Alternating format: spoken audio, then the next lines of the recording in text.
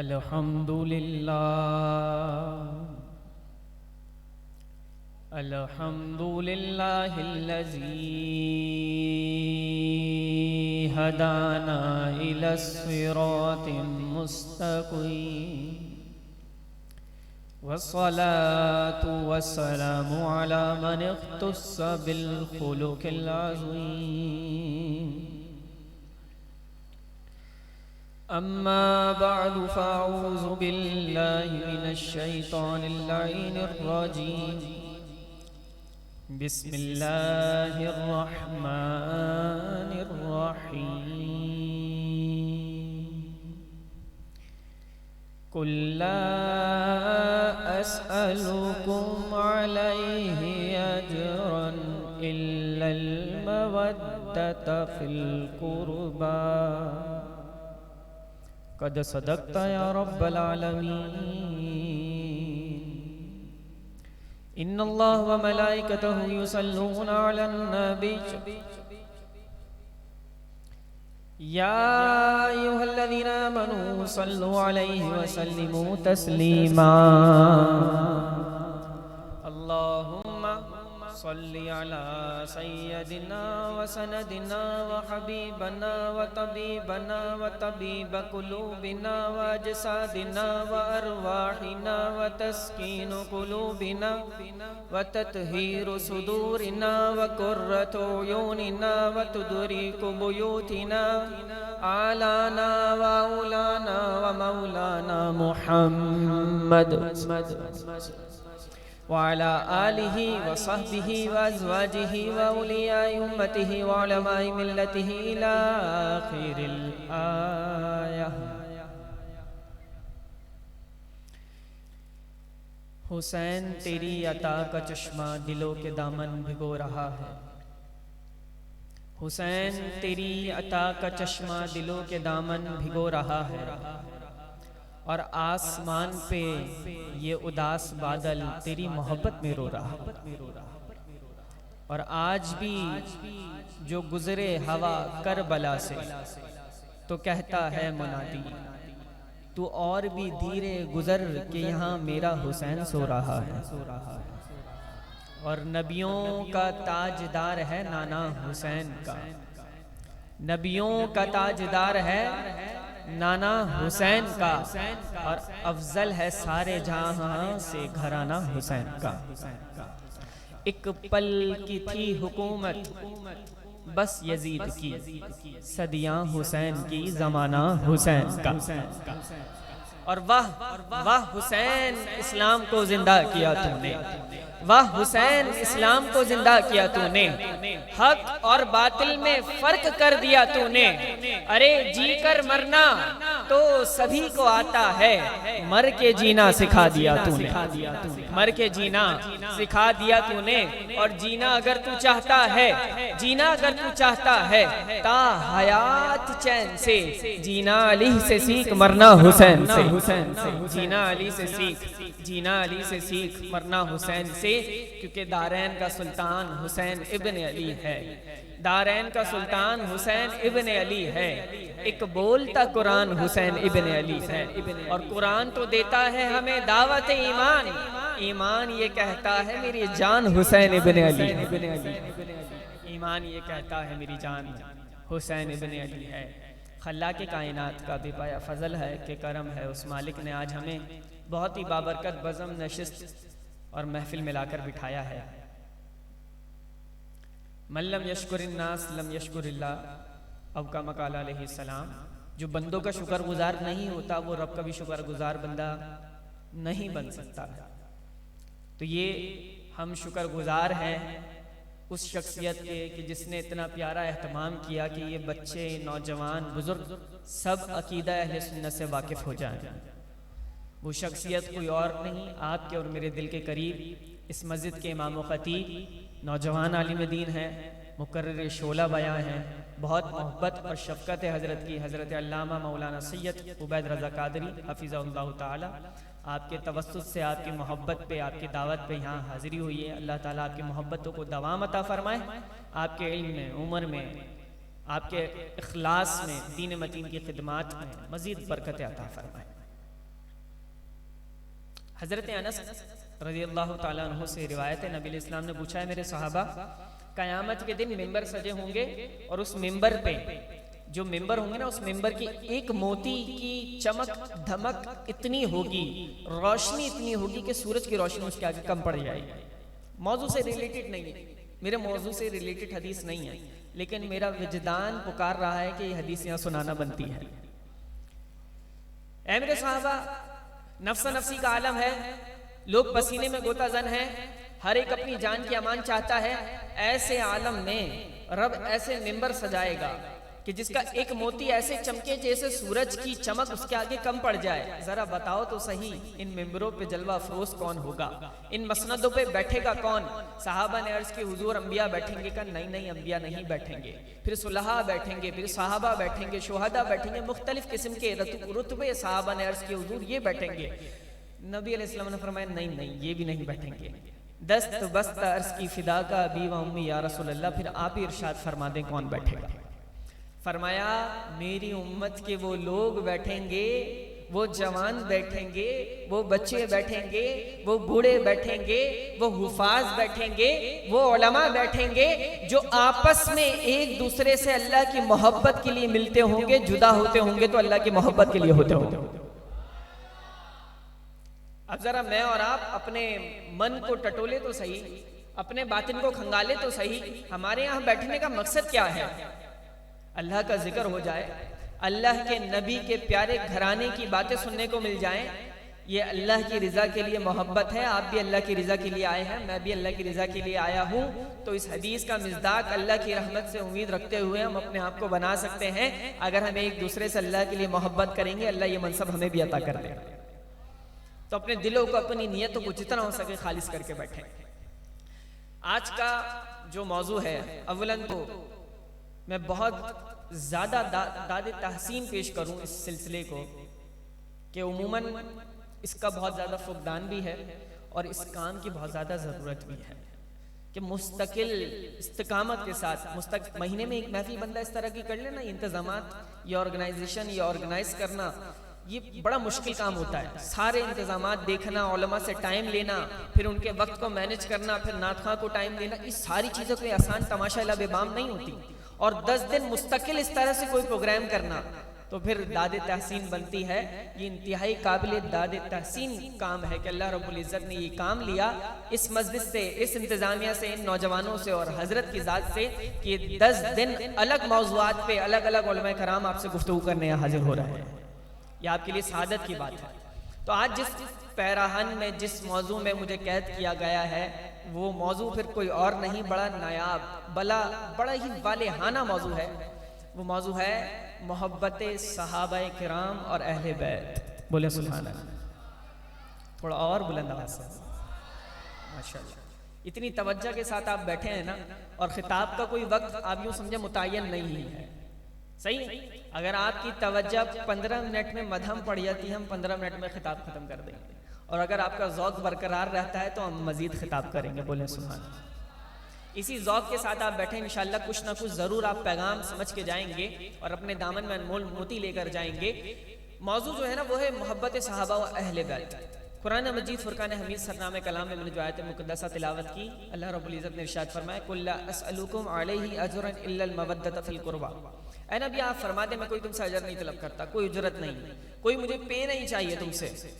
ऐ मेरी उम्मत, मुझे तुमसे कोई पे नहीं चाहिए, मेरी खिदमत की मुझे कुछ पे ना करो, मैं तुमसे कुछ ले नहीं सकता, मैं तुमसे कुछ लेना नहीं चाहता। लेकिन इल्लल मवद्दत फिल कुर्बा, एक बात जरूर है, मेरे कराबतदारों से, मेरे अहले बैत से मोहब्बत करना। ये है मोहब्बत अहले बैत। अब इस आयत से रोशनी लेते हुए ना, मुफस्सिरीन ने, मुहद्दिसीन ने लिखा है, बाकायदा बाज़ाब्ता तौर पे लिखा है कि अहले बैत से मोहब्बत करना दीन के फराइज में से है। हम पे वाजिब है हम अहले बैत से मोहब्बत करें। अहले बैत कौन है? बच्चे भी बैठे हैं सादा जहन, तो मैं समझा देता हूँ। अहले बैत कौन है? नबी अलैहिस्सलातु वस्सलाम की ज़ात मुबारका, हसनैन करीमैन, हज़रत इमाम हुसैन, इमाम हसन, हज़रत अली करमल्लाहु वजहुल करीम और सैयदा फातिमा ज़हरा रज़ियल्लाहु ताला अन्हा। ये अहले बैत है, अहले बैत की मोहब्बत। अब यहाँ पे मैं एक मोहब्बत की तरफ आने से पहले मैं एक नुक्ता हजरत अर्ज करूं। एक बड़ी कमाल हदीस मुबारक है। नबी इस्लाम ने फरमाया हुसैन मिन्नी वाना मिनल हुसैन, हुसैन मुझसे हैं और मैं हुसैन से हूँ। उलमा साहब सुनते रहते हैं उलमा कराम से, हुसैन मिन्नी मैं हुसैन मुझसे, वाना मिनल हुसैन और मैं भी हुसैन से, औ कमा काला अलैहिस्सलाम। अब इस हदीस को अगर मैं जरा सा खोलूं ना तो आप थोड़ा सा कंफ्यूज हो जाएंगे, इसका मतलब क्या भाई, इसकी तशरीह क्या बनेगी, इसका मिज़दाक क्या बनेगा, जरा समझाइए तो सही ये मामला क्या है कि हुसैन मिन्नी, हुसैन मुझसे है। हुजूर कैसे, हमारी अगले सवाल कर रही है, वो ऐसे कि मेरी बेटी सैयदा फातिमा और उनके बतन मुबारक से इमाम हुसैन, तो इस तरह हुसैन मुझसे है, लेकिन अना मिनल हुसैन और मैं भी हुसैन से हूं। इसका क्या मतलब हुआ?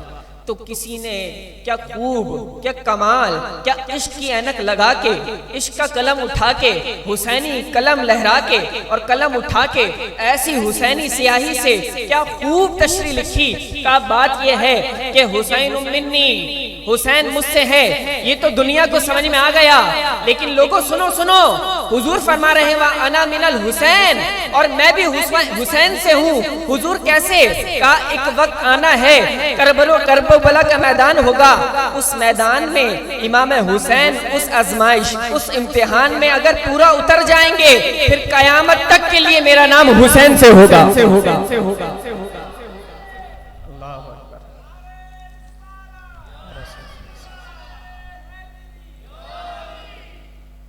भाई कयामत तक के लिए मेरा नाम हुसैन से होगा, वहाँ अना मिनल हुसैन। और फिर इसकी तशरीह अमली तफसीर अगर करके दिखाई तो इमाम हुसैन ने करके दिखा दी है। अगर वो करबला का मैदान ना होता, आज हम में कलेमा को कौन होता? अगर उस इम्तिहान में इमाम पूरे ना उतरते तो हम कैसे ईमान याफ्ता होते? हुजूर इस्लाम ने फरमाया अल्लाह से मोहब्बत करो, हदीस मुबारक तिरमिज़ी शरीफ का, अल्लाह से मोहब्बत करो। क्यों करें, क्यों करें अल्लाह से मोहब्बत? वजह फरमाई, रीजन बयान फरमाया का अल्लाह से मोहब्बत करो इसलिए कि अल्लाह ने तुम पे बहुत नेमतें नाजिल की हैं, बेशुमार तुम पर इनामात हैं अल्लाह के, अल्लाह से मोहब्बत करो। फिर फरमाया मुझसे मोहब्बत करो अल्लाह की मोहब्बत पाने के लिए।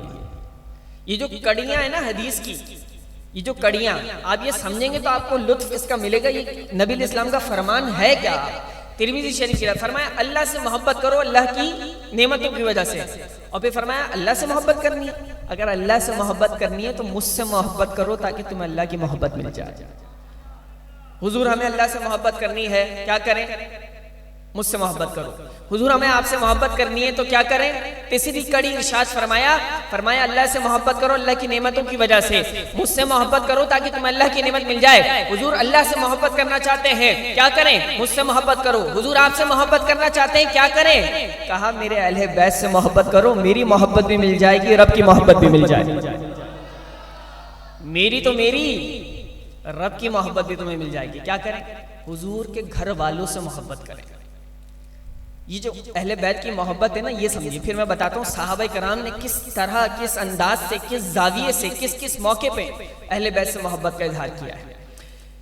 हजरत इमाम हुसैन रज़ी अल्लाह ताला अन्हु आप फरमाते हैं कि जिसने मुझसे मोहब्बत की अल्लाह की रज़ा के लिए, बड़ा ही प्यारा फरमान है। फरमाया जिसने मुझसे अल्लाह की रज़ा के लिए मोहब्बत की है ना, अब खुशनसीबी यह है कि मैं और आप अगर आज किसी की मोहब्बत में आखिर बैठे हैं तो वो कोई और मोहब्बत नहीं है, वो इमाम की मोहब्बत लाई है। इमाम का ही तो जिक्र करने बैठे हैं, उन्हीं की मोहब्बत में तो बैठे हैं। तो फिर खुशखबरी क्या है, बिशारत क्या है, गुड न्यूज़ क्या है? तो सुनो, फरमाया कि जिसने, इमाम हुसैन खुद फरमा रहे, कहा जिसने मुझसे अल्लाह की रज़ा के लिए मोहब्बत की, तो फिर सब मेरी तरफ देखें, कहा जिसने मुझसे अल्लाह की रज़ा के लिए मोहब्बत की, फरमाया कयामत के दिन वो मेरे इतना करीब होगा। इस कदर कुर्बत मिलेगी इमाम हुसैन से मोहब्बत की वजह से, अगर आप मोहब्बत करेंगे। अब जरा मैं उस पैराई की तरफ भी आता हूं कि जिस वजह से इस मौजू का इंतखाब किया गया है। आप जरा सर्वे करें ना अपने एरिया का, इस सोसाइटी का, इलाके का, फिर लोगों के जहन का, उनकी मेंटलिटी का, उनकी थिंकिंग का, तो आपको आइडिया होगा कि लोगों के जहन में नाउज़ुबिल्लाह कुछ सालों से तासुर दिया गया कि सहाबा किराम नाउजुबिल्लाह अहले बैत से कोई मामला था या अहले बैत का सहाबा से कोई मोहब्बत का मामला नहीं था, तो फिर जरूरत इस अमर की थी कि इस मौजू पे बाकायदा खिताबात का सिलसिला शुरू किया जाए और उलमाए कराम कुरान और हदीस के मोती अनमोल खंगाल खंगाल के निकाल निकाल के आपके सामने ला के आपके दामनों में बिखेरे, तो फिर आपको समझ में आए कि सहाबा और अहले बैत के दरमियान इतनी मोहब्बतें हुआ करती थी जैसे हमारे सगे बहन भाइयों में भी इतनी मोहब्बतें नहीं हुआ। बड़ी गहरी मिसाल दी है मैंने, इस कदर शदीद आपस में मोहब्बत करते थे। और रियाजुल नजरा की एक रिवायत में आपको अर्ज करूं, और रियाजुल नजरा फी मनाकिब असरा में एक रिवायत बड़ी कमाल, यूं समझे आप रिवायत है, बहुत ही खूबसूरत, बहुत ही नायाब। नबी अलैहिस्सलाम ने एक बार ना हजरत अबू बकर सिद्दीक को हजरत अली करमल्लाहु वजहुल करीम देखकर मुस्कुरा दिया। होता है ना दोस्ताना, दोस्त को देखकर स्माइल पास करता है, मुस्कुरा देता है, आप मुस्कुरा दिया। तो भाई मुस्कुराने की वजह भी तो बताओ, मेरा लिबास ज्यादा अच्छा लगा है, क्या मैं ज्यादा अच्छा लग गया हूँ, या मैंने कोई कारनामा ऐसा सरंजाम दिया है कि वो ज्यादा अच्छा लग गया है? ये दोस्तों में सवाल जवाब हो जाते हैं। तो जो आपस में यार हो तो वो क्यों ना पूछे। हजरत अबू बकर सिद्दीक हजरत अली करमल्लाहु वजहुल करीम को देखकर मुस्कुरा दिया। अब बेहवाला बातें नहीं, ठीक है, किताब के हवाले में आपको देकर जा रहा हूँ। और रियाजुल नजरा में रिवायतें फरमाया कि हजरत अबू बकर सिद्दीक हजरत अली को देखकर मुस्कुरा दिया। हजरत अली करमल्लाहु वजहुल करीम ने पूछा, अबू बकर आप क्यों मुस्कुराए? कहा कि मैंने नबी अलैहिस्सलाम को ये फरमाते हुए सुना कि मिजान अमल से गुजरेगा वही जिसे अली इजाजतनामा देगा। आपकी तवज्जो बताएगी आप कितनी तवज्जो से बात सुन रहे हैं, जरा और तवज्जो से कहते हैं और बुलंद आवाज से सुभान अल्लाह माशाअल्लाह। इसी जज्बे के साथ बैठे। क्या मैं अर्ज कर रहा हूं? मैं अर्ज ये कर रहा हूं कि हजरत अबू बकर सिद्दीक हजरत अली करमल्लाहु वजहुल करीम को देखकर मुस्कुरा दिए। हजरत अली ने पूछा क्यों मुस्कुराया? हजरत अबू बकर सिद्दीक कहने लगे मैंने नबी अलैहिस्सलाम से सुना मीज़ान अमल से वही शख्स गुजरेगा कि जिसको अली इजाजतनामा देगा। हजरत अली ये सुनकर मुस्कुरा दिए। ए अली आप क्यों मुस्कुराए? कहा लगता है फरमान आप तक पूरा नहीं पहुंचा। कहा वो पूरा फरमान आप सुना दीजिए। कहा वो विजदान मेरा ये कह रहा है और पूरा फरमान ये है कि नबी अलैहिस्सलाम ने फरमाया था ए अली वो इजाजतनामा उसे देना कि जिसके दिल में सिद्दीक अकबर की मोहब्बत ऐसी मोहब्बत थी आपस में। कहा भाई इजाजतनामा देगा अली लेकिन मिलेगा उसे जिसके दिल में सिद्दीक अकबर की मोहब्बत है, उसे ही मिलेगा। एक सवाइकुल मुहर्रिका में इमाम इब्न हजर अल-हैतमी अल-मक्की ने ये रिवायत बड़ी कमाल लिखी। आप महफिल सजी हुई, कितनी खूबसूरत महफिल के साथ बैठे हुए हैं। एक महफिल वो भी थी बिला तशबीह बिला तमसील, एक महफिल वो भी थी जो नबी अलैहिस्सलाम के दरबार में सजी हुई थी। नबी अलैहिस्सलाम की महफिल सजी हुई है, लोग मौजूद हैं। हजरत अली करमल्लाहु वजहुल करीम तशरीफ ले आए। अब यहाँ पे जितना हुजूम है, जितने लोग माशाल्लाह बैठे हुए हैं, अगर कोई वहां पीछे से तशरीफ लाए तो वो कैसे आ गया है? उसके पास जगह ही नहीं है। वो अगर यहाँ बैठने का ख्वाहिशमंद हो, यहाँ पे भी जगह ना हो, तो फिर वो क्या करे? तो हजरत अली तशरीफ लाए और साहबा किराम का जम्मे गफीर कसीर तादाद में साहबा किराम मौजूद हैं। सबकी नजरें किसकी तरफ? नबी अलैहिस्सलाम की तरफ, और नबी अलैहिस्सलाम की नजर सबकी तरफ। दोनों का आई कांटेक्ट हुआ हुआ है, बयान चल रहा है, स्पीच चल रही है। हजरत अली तशरीफ ले आए। अब साहबा तो नहीं देख रहे पीछे हजरत अली खड़े हुए हैं, लेकिन दाएं जानिब हजरत अबू बकर सिद्दीक मौजूद थे। हजरत अबू बकर सिद्दीक ने ना यूं देख लिया कि अबुल हसन मौजूद हैं, अबू तुराब मौजूद हैं, हजरत अली मौजूद हैं। अब नबी अलैहिस्सलाम बयान फरमाते फरमाते कभी यूं देखें तो कभी यूं देखें। अब पता है आपको एक इस्तिलाह में यूज करता हूं, आपको समझ में आ जाएगी, बहुत आसान है। जो यार होते हैं ना, यार जो पक्के यार होते हैं, जो सच्चे यार होते हैं, वो होते हैं मिजाज आशना। और हजरत अबू बकर सिद्दीक थे मिजाज आशना रसूल के। महबूब की अबरू, जबान नहीं कह रहा, महबूब की अबरू के इशारे से पता लग जाए कि महबूब को इस वक्त क्या चाहिए। हजरत अबू बकर सिद्दीक पहचान गए कि नबी अलैहिस्सलाम ये चाहते हैं कि हजरत अली यहाँ तशरीफ लाएं। हजरत बज़म चल रही है, नशिश चल रही है, महफिल चल रही है, नबी अलैहिस्सलाम का वाज चल रहा है। हजरत अबू बकर सिद्दीक खड़े हुए और पुकार के कहा, ए अबुल हसन, हजरत अली को कहा, ए अबुल हसन आप यहाँ तशरीफ लाइए। अपनी जगह छोड़ दी, किसके लिए? अहले बैत के लिए। साहबी ने अहले बैत के लिए अपनी जगह छोड़ दी। महफिल चलती रही, नशिश चलती रही, बयान चलता रहा। नबी अलैहिस्सलाम का जब वाज खत्म हुआ है ना, तो जो जुमला नबी अलैहिस्सलाम ने इरशाद फरमाया, बस इस जुमले को सुनाने के लिए पूरा वाकया मैंने आपको अर्ज किया। अब सुनिएगा, नबी अलैहिस्सलाम ने फरमाया, इन्नमा यारिफुल फद्लु लि अहलिल फद्ली। किसको फरमाया? हजरत अबू बकर सिद्दीक। देखें, एक बंदा है आलिम, ये मैं अभी नीचे दर्जे में समझाने के लिए, ताकि आपको इस जुमले की तफहीम हो कि ये जुमला है क्या। एक बंदा इंजीनियर है, डॉक्टर है, प्रोफेसर है, ना जाने क्या क्या, फलना ढिमका बहुत कुछ। और एक बंदा गांव देहात का है, तो वो क्या उसका लेवल समझेगा ये बंदा क्या है? नो, मैं क्या जानूं भाई, इंजीनियर हो, डॉक्टर हो, तुमने बड़ी डिग्रियां ली हैं, बड़ी जो है ना पैसे खर्च किए हैं, बहुत कुछ पढ़ा है, लेकिन मैं कैसे पहचानूंगा जब तक मैं उस फील्ड का हूं नहीं, मैंने पहचाना नहीं है। मैंने जिसे हम कहते हैं कि पापड़ नहीं बेले, उसके उस फील्ड में टाइम नहीं लगाया, तो मैं कैसे पहचानूंगा कि इसकी बंदे की वैल्यू क्या है? सुन रहे हैं आप? अब इसी तरह से जो एक आलिम होगा, दूसरा आलिम होगा, उसे पता होगा इसने कितनी मेहनत की है, जब जाके ये आलिम बना है। तो एक आलिम की वैल्यू को सबसे ज्यादा एक आलिम जानता है, एक इंजीनियर की वैल्यू को सबसे ज्यादा एक इंजीनियर जानता है, एक डॉक्टर की वैल्यू को सबसे ज्यादा एक डॉक्टर जानता है। बिला तशबीह बिला तमसील हमारे समझाने के लिए मिसाल दी। हजरत अबू बकर सिद्दीक ने हजरत अली के लिए जगह छोड़ दी। नबी अलैहिस्सलाम ने फरमाया, इन्नमा यारिफुल फद्लु लि अहलिल फद्ली, ए अबू बकर, फजीलत वाले की फजीलत को फजीलत वाला ही जानता है। माशाअल्लाह भाई, आप लोग को तो समझ में आ गया जुमला। फरमाया फजीलत वाले की फजीलत को फजीलत वाला ही जानता है। तो अहले बैत की फजीलत, अगर अहले बैत फजीलत वाले थे ना, तो उनकी फजीलत को किसने जाना? सहाबा ने। सहाबा को कैसे फजीलत पता लगी? क्योंकि ये पता लगा कि सहाबा की भी फजीलत बहुत आला है, इसलिए तो उन्हें अहले बैत की कदर और मंजिलत मालूम थी। एक शहर मदाइन शहर फतह हुआ हजरत उमर फारूक रज़ियल्लाहु तआला अन्हु के दौर में। एक शहर फतह हुआ, माल गनीमत आया। अब जब माल गनीमत आता है तो तकसीम किया जाता है मुजाहिदीन में और लोगों में।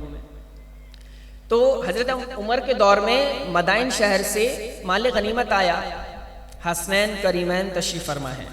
हजरत उमर ने 1000 दिरहम इमाम हुसैन को दिए, 1000 दिरहम इमाम हसन को दिए रज़ियल्लाहु ताला अन्हु। आप दोनों को दे दिए। अब हजरत उमर, हजरत अबू बकर सिद्दीक का तो मैंने आपको समझाया ना।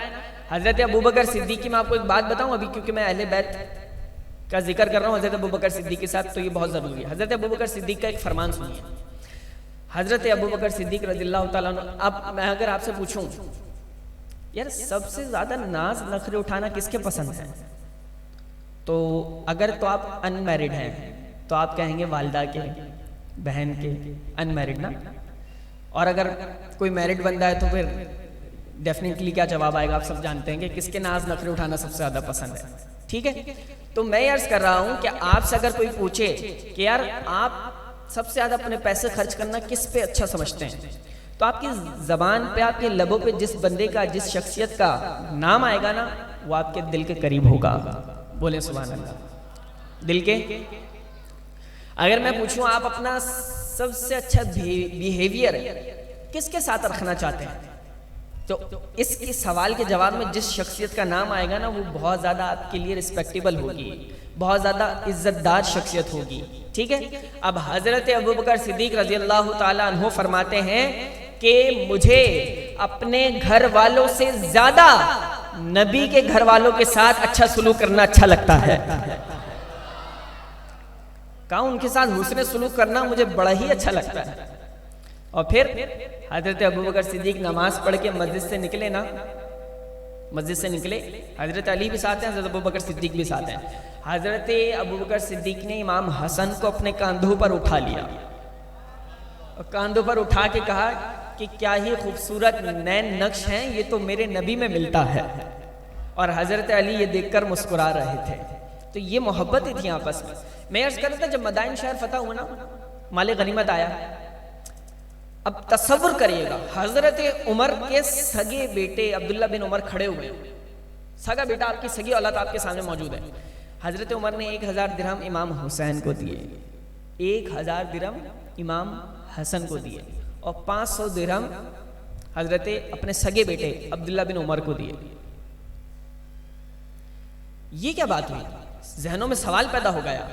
बेटा बोल उठा, कहा अब्बाजान मेरा सब कुछ अहले बैत पे भी कुर्बान, आप पे भी कुर्बान, लेकिन एक सवाल बेदार हुआ है। कहा सवाल क्या है? कहा ये उम्र में मुझसे थोड़ा छोटे भी हैं, मैंने नबी इस्लाम के साथ गज़वात में शिरकत भी की है, मैंने जंगी भी बहुत की हैं, इल्म की तोती भी मेरी बोलती है, नबी इस्लाम की दुआओं से अल्लाह ने इल्म से भी बहुत नवाजा है, लेकिन ये पैमाना कम और ज्यादा क्यों हो गया? इन हसनैन करीमैन को 1000 दिरहम दिए गए और मुझे 500 दिए गए। जो हजरत अबू बकर सिद्दीक, जो हजरत उमर ने अपने साहबजादे को कहा है ना, वो सुनिए जुमला। हसनैन करीमैन खड़े हुए, 1000 दिरहम दे दिए और अपने बेटे सगे बेटे को 500 दिरहम दिए, कम दिए, हाफ। और बेटे ने कह दिया, तो फिर बेटे को कहा जलाल में तशरीफ आना, और बेटे को कहा जरा बताओ तो सही, तुम्हारा बाप क्या इमाम हुसैन के बाप की तरह है कि साहिबे फिक्र नजर हक का वली कहते हैं, काशिफे कंजो हबीबे अजली कहते हैं। अरे जिसे डूबा हुआ सूरज भी पलट कर देखे, हम उसे अपने अकीदे में अली कहते हैं, हम उसे अपने अकीदे में अली कहते हैं। और दूर तक फैली है तारीख में उसकी खुशबू, उसकी हर सांस को हिकमत की कली कहते हैं, और हर वर्क पढ़ा उसे तो मुझे मालूम हुआ लुगते दीन मोहम्मद को अली कहते हैं। तो बेटे को एहसास दिलाया, भाई तुम उमर की औलाद हो, तुम अली की औलाद नहीं हो, ये अली की औलादे हैं, ये अहले बैत हैं। अपनी सगी औलाद को एहसास दिला रहे हैं कि अहले बैत का मर्तबा बहुत बड़ा है। ये एहसास दिलाने वाला कौन है? कोई बाहर का बंदा नहीं है, ये साहबी रसूल हजरत उमर फारूक रजी अल्लाह ताला। आपने एहसास दिलाया भाई अहले बैत का मर्तबा ये है कि वो अली की औलादे हैं, उनका मकाम ये है। फिर एक और रिवायत में आपको अर्ज करूँ, बड़ी कमाल बड़ी खूबसूरत बात है कि हजरत उमर रजी अल्लाह ताला ना मुशावरत में, मीटिंग में मौजूद थे। कोई सफ़ीर, कोई वजीर मुल्कों के आए हुए थे, मीटिंग चल रही थी। अब इतने बड़े लेवल की अगर मीटिंग हो तो फिर किसी को अलाउ तो नहीं होता ना कि वो आकर मीटिंग में शिरकत कर ले, बैठ गया, कोई बातें सुन ले, डिस्टर्ब होता है बंदा। तो हजरत उमर खड़े, हजरत उमर मुशावरत चल रही है, मीटिंग चल रही है, आपने अपने बेटे को ना दरवाजे पे खड़ा कर दिया। बेटा मिलना चाह रहा है, बेटे को बात करनी है, आपने अपने बेटे को कहा अभी मीटिंग चल रही है, अभी मुशावरत चल रही है, आप दरवाजे पे तशरीफ फरमा हो जाए, जब मुशावरत खत्म हो जाएगी मैं आपको अंदर बुला लूंगा। अब अंदर मुशावरत चल रही है हजरत उमर रज़ियल्लाहु ताला अन्हु की। ये जो बातें अगर आपको समझ में आ गई ना, किसी ने हल्का सा भी छेड़ा आपको, तो फिर आपका विजदान, आपका वजूद, आपका जहन, आपका कल्ब, आपका दिल, आपकी जबान एक एक उसको भरपूर जवाब देगा। क्यों? क्योंकि यहाँ बैठ के अगर आप सुनकर और समझ कर जाएंगे। ये मैं बात किसकी कर रहा हूँ? हजरत उमर रज़ियल्लाहु ताला अन्हु मौजूद है, मुशावरत चल रही है, मीटिंग चल रही है, गेट पे बेटे को खड़ा कर दिया, बेटा मिलना चाह रहा है, नहीं वेट करो, इंतजार करो। इमाम हसन चलते हुए आ गए, इमाम हुसैन के भाई और नबी अलैहिस्सलाम के प्यारे नवासे हजरत अली करमल्लाहु वजहुल करीम के प्यारे साहबजादे सैयदा फातिमा की आंखों का नूर, दिल का सुरूर। आप इमाम हसन चलते हुए आए। इमाम हसन हजरत उमर से मुलाकात के लिए आए थे, लेकिन अब जब आए ना और आपने ये मंजर देखा तो पलट के जाने लगे। अब बात कुछ यूं हुई कि बात पूछी तो बेटे ने कहा कि हजरत अमीरुल मोमिनीन उमर फारूक मीटिंग में हैं और मुझे इजाज़त नहीं है, इसलिए मुझे यहाँ खड़ा किया, मैं भी इंतज़ार कर रहा हूँ। अब जब इमाम हसन ने ये बात सुनी तो आप पलट के जाने लगे, आप पलट के जाने लगे। हजरत उमर रज़ियल्लाहु ताला अन्हु के समात में ये बात टकरा गई कि शायद के इमाम हसन आए हैं और वापस जा रहे हैं। आपने सफ़ीरों को, वज़ीरों को, मीटिंग को, मुशावरत को छोड़ा और आप कमरे से बाहर आ गए, कमरे से बाहर आ गए। इतनी अहम मीटिंग, 22 लाख मुरब्बा मील पे हुकूमत करने वाला हुक्मरान आदि से ज्यादा दुनिया पे हुक्मरानी करने वाला हुक्मरान अपनी मीटिंग छोड़ के, अपनी शूरा छोड़ के, अपनी मुशावरत छोड़ के बाहर आ गया और इमाम हसन से पूछा, हुजूर आप वापस क्यों जाते हैं? तो इमाम हसन ने कहा, ए अमीरुल मोमिनीन, मैंने ये सोचा कि जब आपने अपने बेटे को मिलने की इजाजत नहीं दी तो मुझे कैसे देंगे? ये जुमला सुनना था। हजरत उमर की आंखों में तो आंसू आ गए और हजरत उमर ने अपना इमामा शरीफ उतार दिया और उनके कदमों में रख दिया और एक कैफियत तारी हो गई। और हजरत उमर ने फरमाया, ये जो बाल उमर के सर पे इज्जत के उगे हैं, ये आपके नाना के सदके उगे हैं। ये सारी इज्जत तो आपके सदके हैं, आपके नाना के सदके हैं। इजाजत अगर चाहिए तो वो मेरे बेटे को चाहिए होगी। आप बिना इजाजत के आ सकते हैं, आप बिना इजाजत के आ सकते हैं। वेलकम है आपको। ये मोहब्बत कौन कर रहा है? अहले बैत से मोहब्बत कौन कर रहा है? अहले बैत के कदमों में अपना इमामा कौन रख रहा है? अहले बैत के इज्जत और तकरीम देख के अपनी मीटिंग छोड़ के कौन आ रहा है? हजरत उमर रजी अल्लाह तआला अन्हु आ रहे हैं। ये मोहब्बत का अंदाज हजरत उमर का है और किसी का नहीं है, याद रखिएगा। तो ये मैंने हजरत अबू बकर सिद्दीक का अर्ज किया, हजरत उमर रजी अल्लाह तआला अन्हु का अर्ज किया। तमाम मोहब्बतें जो है ना आपस में बहुत ही वालेहाना थी। इसको अगर हम समझ ना सके ना तो फिर हम कुछ हासिल नहीं कर पाएंगे, हमारे अकीदे हमें समझ में नहीं आएंगे। एक बड़ी वालेहाना मैं आपको बात बताऊं, आप थके तो नहीं हैं? थोड़ा और माशाल्लाह। आपकी ज़ौक़ की वजह से एक मौजू से हटके मैं बात करूं, आपको बड़ा मजा आएगा सुनकर। इस्लाह की बात है इसलिए मैं करना चाहता हूं। हजरत इमाम गज़ाली रहमतुल्लाहि ताला अलैह ने ना एक बड़ा कमाल वाक़या लिखा है। हसनैन करीमैन, इमाम हसन इमाम हुसैन रज़ी अल्लाह ताला अन्हुमा और हजरत अब्दुल्लाह बिन जाफ़र, ये तीन शख्सियात हज के लिए जा रहे हैं। कहाँ जा रहे हैं? हाँ, आधा बयान मैं करूंगा, आधा आप करेंगे। कहाँ जा रहे हैं? हज के लिए जा रहे हैं। तीन शख्सियात, इमाम हसन, इमाम हुसैन, हजरत अब्दुल्ला बिन जाफ़र। आप हज के लिए जा रहे हैं, रास्ते में आपका खाना गुम हो गया, सवारी इधर उधर हो गई, कुछ मामलात ऐसे हुए कि कुछ पास नहीं रहा और भूख लगने लगी। जब भूख की तलब हुई तो देखा एक बुढ़िया की झोपड़ी नजर आई और उस बुढ़िया की झोपड़ी के जानिब बढ़े और बुढ़िया से कहा कि हम कुरैश के ख़ानदान से हैं, अगर आप हमारी कोई खिदमत करना चाहें, आपके मेहमान बनना चाहते हैं। बूढ़ी औरत भी बड़ी मुकद्दर वाली थी, था कुछ नहीं पास, सिर्फ एक बकरी खड़ी थी। उस बकरी के दूध धोकर दूध निकाल के 3 प्याले दूध उनको पेश कर दिए। 3 शख्सियात ने दूध पी लिए। अब बुढ़िया को नहीं पता ये जिनको मैं दूध पिला रही हूँ ये हैं कौन। ये तो वो हैं कि जिनके सदके से पूरी कायनात में रब बांटा करता है, जिनके सदके से गुलामों को मिला करता है। तो बुढ़िया ने ना दूध पेश कर दिया। अब भूख थी, सफर मुसाफिर बंदा, तो तीनों शख्स ने कहा, तीनों शख्सियात ने कहा कि बात ये, हमें तो और भूख लगी है, हमें और तलब है, हमें कुछ खिलाया जाए। अब बुढ़िया का इखलास देखें। वो बूढ़ी औरत ने कहा कि मेरे घर तो कुछ भी मौजूद नहीं है, इसी का दूध पिलाया है, इसी को ज़िबा करके आपके सामने पेश कर देती हूँ। का कबूल है। मेहमान बने हुए, दावत कबूल है। मेज़बान ने अपनी एक बकरी जिससे दूध लेती थी उसी को ज़िबा कर दिया और ज़िबा करके पेश कर दिया। आप तीनों ने खाया, दुआ दी और कहा कि जब हम अपने सफ़र से वापसी आएंगे तो हमारे पास ज़रूर आना, हम तुम्हें इसका बदला अता करेंगे। वक्त गुजरता रहा, आप सफ़र के लिए तीनों अशख़ास हज के लिए रवाना हो गए। इमाम हसन, इमाम हुसैन, अब्दुल्ला बिन जाफ़र। पीछे से इस औरत का, इस बूढ़ी औरत का शौहर वापस आया ना, बकरी का है, दूध दो। का ना दूध है ना बकरी है। का क्यों, क्या हुआ, कहाँ गई? का फला फला तरीके से कोई आया था, पहले तो दूध पिलाया, फिर उनको और भूख लगी थी, मैंने अपनी बकरी उनके लिए ज़िबा कर दी। अब वो डांटने लगा, उसने कहा ये कौन सा तरीका, ये कौन सा अंदाज है, ना कोई जान ना पहचान, बकरी अपनी ज़िबा कर दी कि तो बकरी थी। कहीं उसने बातें सुनाई, खामोशी से सुन ली। वक्त गुजरता रहा, इन पे बहुत सख्त वक्त आया, तो ये मदीना मुनव्वरा निकले कुछ कमाने के लिए, कोई रोजगार ढूंढने के लिए। तो ये बूढ़ी औरत भी ना साथ थी। अब दरवाजे पे पता कौन शख्सियत खड़े थे? दरवाजे पे इमाम हसन खड़े हुए थे। अल्लाह, आप पे कोई एहसान करे, मुझ पे कोई एहसान करे। 2 महीने बाद हमारे सामने बंदा आया, हम कहते कौन, नाम क्या है, काम क्या है, कहाँ से आए हो, कब मिले थे, क्या किया था, क्या खिलाया था, क्या पिलाया था, मेरा कौन सा काम निकलवाया था, मुझ पर कौन सा एहसान किया था। ये मेरा और आपका मिजाज है, ये हमारी नेचर है। कई वक्त गुजर गया, वो औरत सिर्फ गुजर रही है। इमाम हसन ने देखकर कहा, ए बूढ़ी अम्मा जरा बात तो सुनो। कहा बोलो बेटा। कहा आपने मुझे पहचाना? कहा नहीं। कहा लेकिन मैंने आपको पहचान लिया है। कहा मैं वही हूं जिसके खातिर आपने अपनी एक वाहिद बकरी ज़िबा कर दी थी।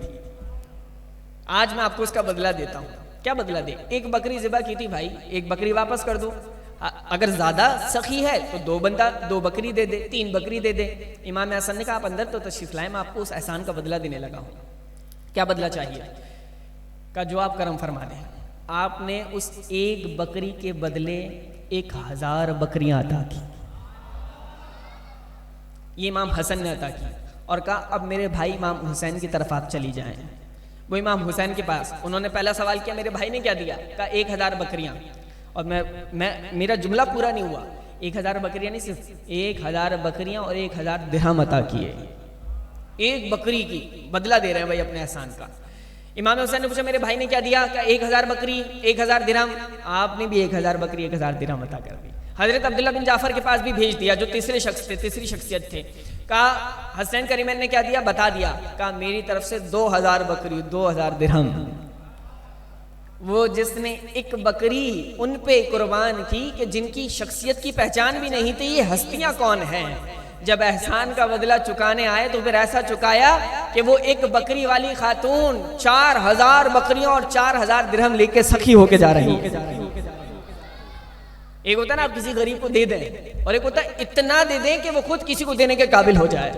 इस दर से ऐसा मिला करता है। तो हम अपनी ज़िंदगी में ये करें कि थोड़ा बहुत भी कोई एहसान कर देना आप पे, अपने मोहसिन की कदर करें, उससे पहचानें। वो वालिदैन की सूरत में हो, वो बड़े भाई बहन की सूरत में हो, वो हमारे घर में किसी मोहसिन की सूरत में हो, हमारी दादी दादा किसी की भी सूरत में हो, जिसने हम पर एहसान किया है वो हमारा मोहसिन है। फिर इस दर्स से, इस महफिल से, इस उन्वान से, इस हिकायत से हमें सबक क्या मिला? सबक ये मिला, अहले बैत अथार सिखाते ये हैं कि जो तुम पे एहसान कर दे तो फिर अपनी जात से जितना हो सके बढ़ के उसके साथ भला किया करो, ये करो। तो मैंने अर्ज किया हजरत अबू बकर सिद्दीक रज़ियल्लाहु तआला अन्हु, हजरत उमर फारूक रज़ियल्लाहु तआला अन्हु किस कदर खूबसूरती के साथ अहले बैत से मोहब्बत कर रहे हैं।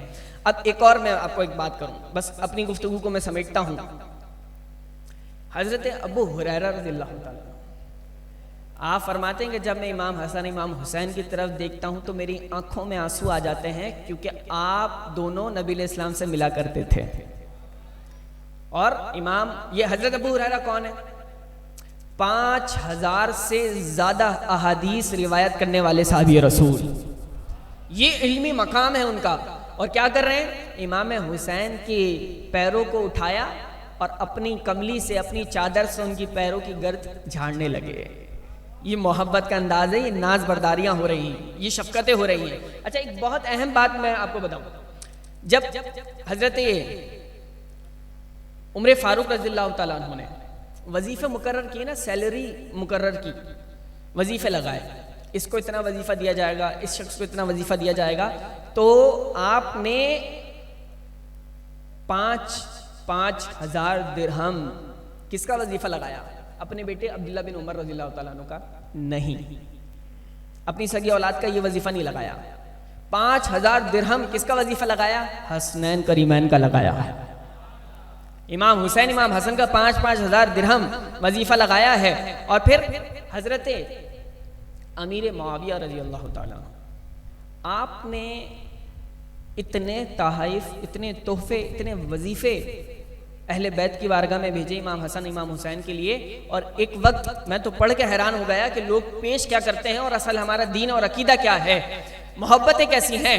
तमाम खिदमतें करते रहे, लेकिन एक वक्त वो भी आया कि हजरत अमीर मुआविया रज़ियल्लाहु तआला उन्होंने हसनैन करीमैन के लिए 40 करोड़ दिरहम भेजे हैं। 40 करोड़। अब ये बातें क्या हैं, इसकी लॉजिक क्या है? लॉजिक नौजवान भी बैठे हैं, समझें। आपसे मैं कहूँ अपने 100 रुपये निकालें, फला शख्स को दे दें, आप पहले जेब पे हाथ मारेंगे, फिर शायद आप कह दें कि मैं वॉलेट घर पे भूल गया हूँ, फिर शायद आप कह दें कि मुझे ATM करना पड़ेगा, फिर शायद आप कह दें कि अभी मेरे पास पैसे नहीं। 10 तरह के जवाब आ जाएंगे। भाई 100 रुपये की बात आ गई है, ठीक है। लेकिन आपको किसी दोस्त से हो शदीद मोहब्बत, या आपका कोई भांजा हो जिसे आपको चीज़ दिलानी हो, वो बोले ना, आपकी जेब में खुद हाथ जाएगा और पैसे निकाल के आप उसे दिला देंगे। ये क्या वजह है कि जिससे आपको मोहब्बत है, बिन मांगे भी आपकी जेब में हाथ जा रहा है, पैसे निकाल के दे रहे हैं, और मैं मांग रहा हूं कि 100 रुपए दें, किसी को देने आप नहीं दे रहे, 10 बहाने हमारे जहन में सामने आ रहे हैं। तो ये हमारी मिसाल, मैंने अपनी लाइफ की हमारी मिसाल इसलिए दी कि हमें समझ में आई मैंने जो बात की इसका मकसद क्या है। 40 करोड़ दिरहम किसी को दे देना इस बात की अलामत है कि मैं इससे मोहब्बत बहुत ज्यादा करता हूं, इसलिए अपना माल भी इससे शेयर कर रहा हूं। समझ रहे हैं आप इस नुक्ते को? किसी से अपना माल शेयर करना, अपना माल दे देना, ये इस बात की अलामत है कि बंदा इससे मोहब्बत बहुत ज्यादा करता है। ये मोहब्बतें हैं सहाबा और अहले बैत की आपस में। इन मोहब्बतों को जब तक हम नहीं समझ सकेंगे तो बहुत ज़रूरी है।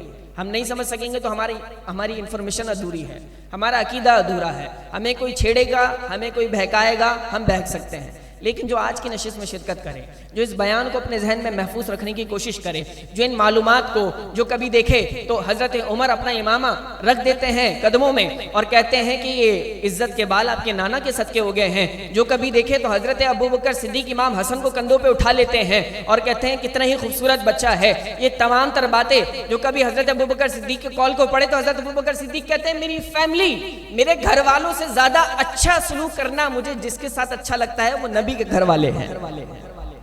ये सारी चीजों का खुलासा जहन नशीन रखेंगे ना, इंशाल्लाह बहुत फायदा होगा।